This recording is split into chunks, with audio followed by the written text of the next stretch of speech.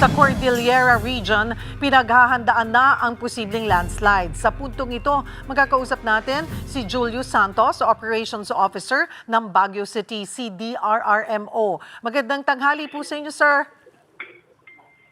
Magandang tanghali, Ma'am Cheryl, at sa mga listeners and viewers mo. Ayan po. Sir Julius, sa mga oras po na ito, kumusta naman yung lagay ng panahon po dyan sa Baguio City? Ngayong umaga po, mula kaninang umaga, nakaka-experience pa rin po ang Baguio City ng mga pag-ulan, though hindi naman na siya gaano compared few days ago. Hello? Go ahead po. Sige po, ma'am. So, yun po. But still, ang Baguio City naman po ay prepared. Okay. May mga reported incidents tayo dito pero walang significant impact naman. So, mga minor soil erosions and may mga natumbang kahoy. So, pero hindi naman siya nagkaroon ng major effects. Though mayroon lang tayo nalistang 2 partially damaged houses. Bago pa man po ang bagyong Maymay, ay wala na ring tigil yung buhos ng ulan dyan po sa Baguio City. So, gaano po karami na yung mga naitala na landslides? Sa ngayon po, yung effect ng Tropical Storm Luis, mayroon po tayong soil erosion na nai-report na minor lang naman ito, mga 6 sa different parts ng ating barangay. So sa ngayon, as proactive measure ng ating mayor at chairperson ng ating Disaster Management Council, nag-suspend na po tayo ng pasok, actually kahapon hanggang ngayon. Yan, so suspended po ang pasok hanggang senior high, okay, as proactive measure para hindi na po lalabas yung ating mga estudyante. Kasi ito, parating po, actually, nararamdaman natin konti yung effect ni Tropical Storm Maymay. That's why, naka-ready pa rin po tayo. Yung ating operation center, 24/7 po siya na operational.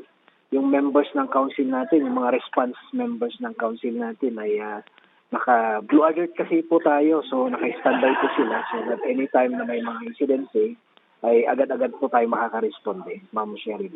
Kumusta rin po, Sir Julius, yung paghahanda para nga dito sa bagyong Maymay? Ayan po, yung mga manpower naman natin coming from our city engineering office, yung ating mga responders din ng kapulisan, yung ating mga Bureau of Fire personnel, likewise pati yung mga health personnel po natin naka-standby po.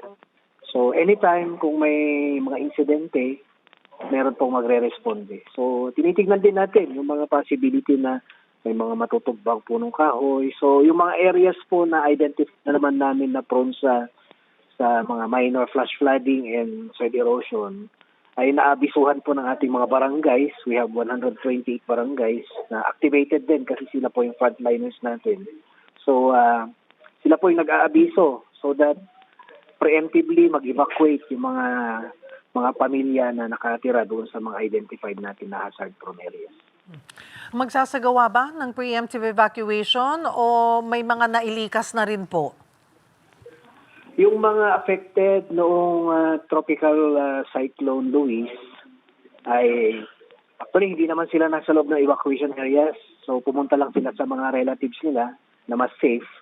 So ngayon po actually mayroon ng memorandum ang ating city mayor na diniseminate natin sa ating mga barangays na they will conduct preemptive evacuation in preparation sa pagdating ni Tropical Storm Maymay. Yun po, Ma'am Cheryl.